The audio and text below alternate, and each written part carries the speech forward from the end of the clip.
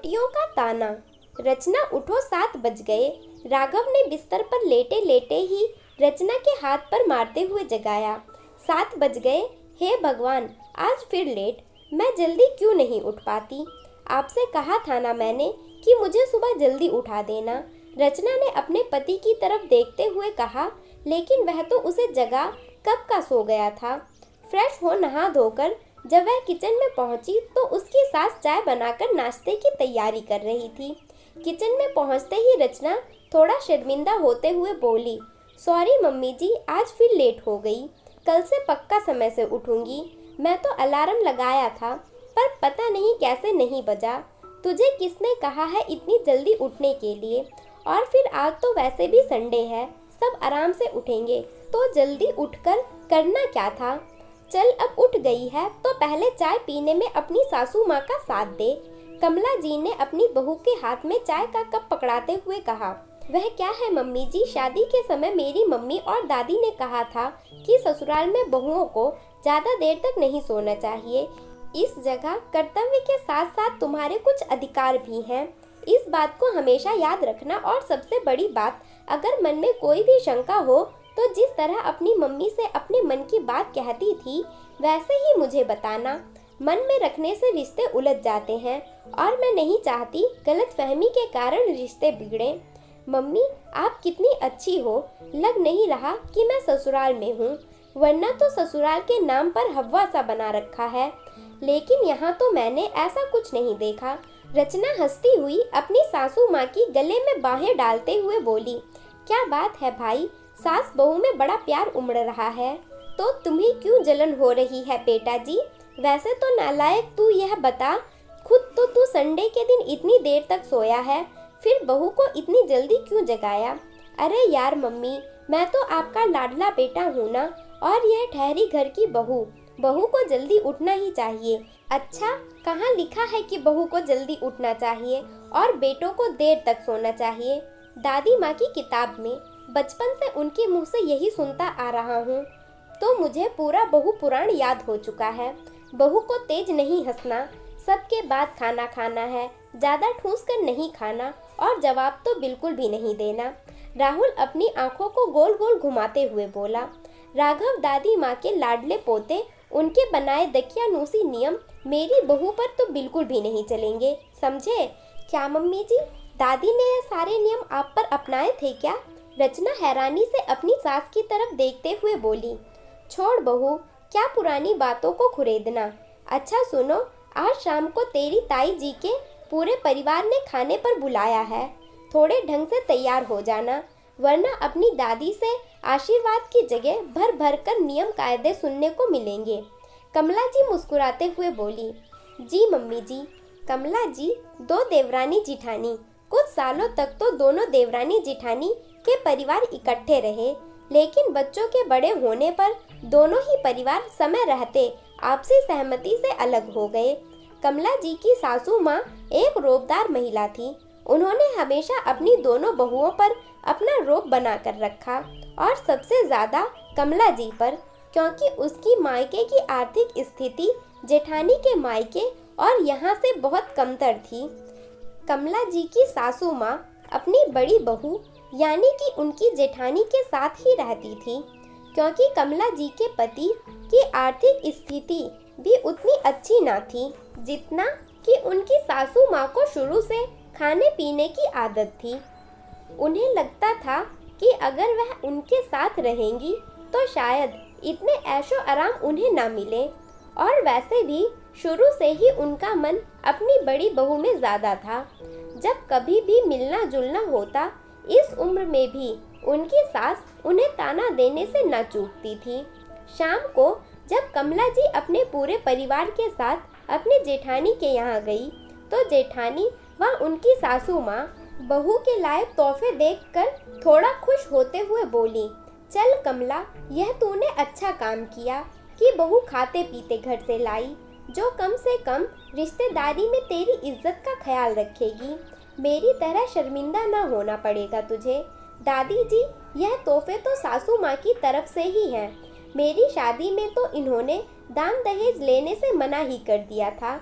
आप सबकी साड़ियाँ और कुछ जरूरी सामान भी पापा ने जबरदस्ती ही दिए हैं। सुनकर दादी के साथ साथ कमला जी की जेठानी का भी मुंह बन गया। रचना किचन में जाकर ताई जी की बहू के साथ खाना बनाने में मदद करने लगी। सभी खाने के लिए टेबल पर बैठे थे। ताई जी की बहू जो सबके लिए खाना सर्व कर रही थी। रचना उन्हें देखते हुए बोली, दीदी आप भी आओ ना। वह कुछ कहती उससे पहले ही ताई जी बोली, बहू हमारे घर में घर की बहू सबके खाना खाने के बाद ही खाती है, लेकिन ताई जी मम्मी जी तो मुझे सबके साथ ही खाना खिलाती हैं। हम सब तो इकट्ठे ही खाते हैं। चलो ठीक है, मैं भी दीदी के साथ ही खाना खा लूँगी। अच्छा नहीं लगता ना कि दीदी खाना सर्व करे और मैं खाना खाऊं। बड़ों के खाना खाने के बाद रचना और ताई जी की बहू भी वही टेबल पर बड़ों से बातें करते हुए खाना खाने लगी। ताई जी की बहू तो 2 पूरी खाने के बाद में ही उठने लगी।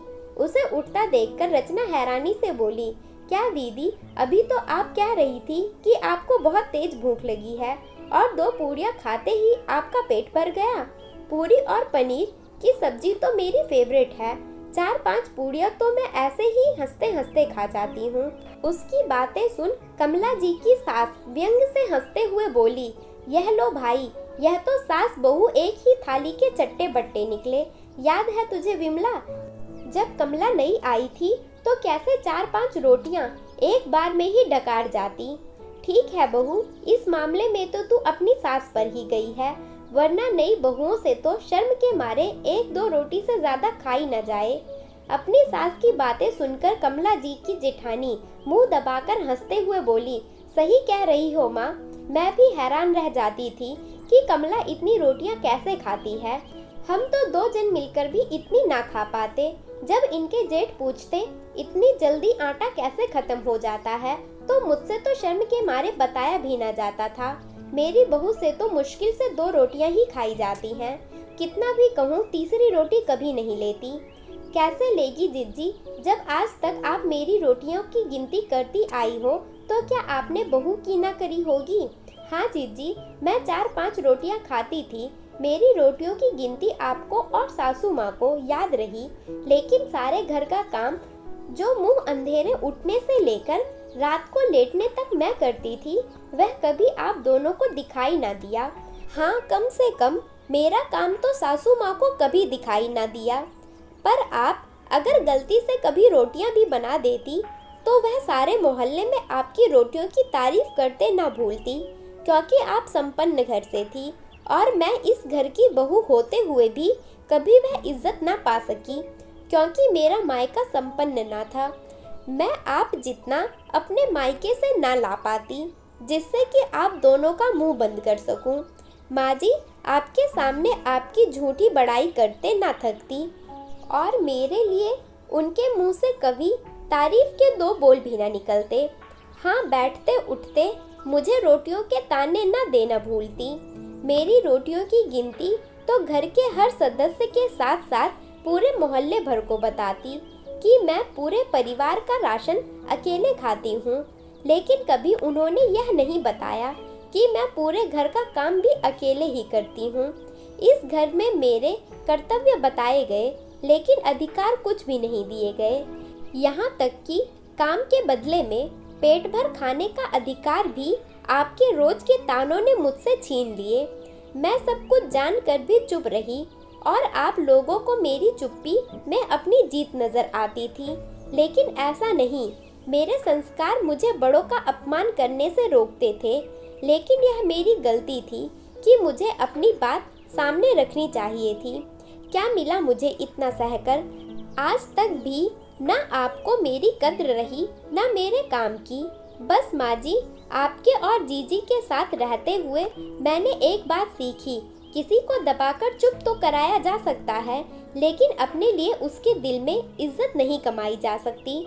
कमला जी ने संयत किंतु सशक्त आवाज में आज अपने मन की बात कह दी। बिल्कुल मम्मी जी, आप जैसी सास हो तो बहुएं खुद आगे बढ़कर उनकी इज्जत करती हैं। दादी जी और ताई जी, मेरी सास ना मेरी रोटियों की गिनती करती है, ना मुझे घर में सबसे अलग समझती है। उन्होंने तो आते ही मुझे बेटी बना लिया। लगता ही नहीं कि मैं उस घर की बहू हूँ। उन्होंने मुझे वही अधिकार दिए जो एक बेटी के होते हैं। फिर मैं अपने कर्तव्य निभाने से कैसे पीछे हटूंगी। यह सुनकर कमला की सास व जेठानी का मुंह उतर गया। दोनों से जवाब देते न बना। देती भी क्या, आज उन दोनों सास बहुओं ने उन्हें सच्चाई का आईना जो दिखा दिया था।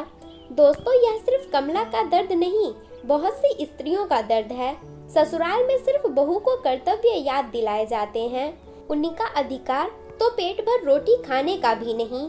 हाँ, अब स्थिति बदल रही है, लेकिन पूरी तरह समाज का नजरिया बदलने में अभी समय लगेगा। कहानी पसंद आई हो तो वीडियो को लाइक और चैनल को सब्सक्राइब करें। धन्यवाद।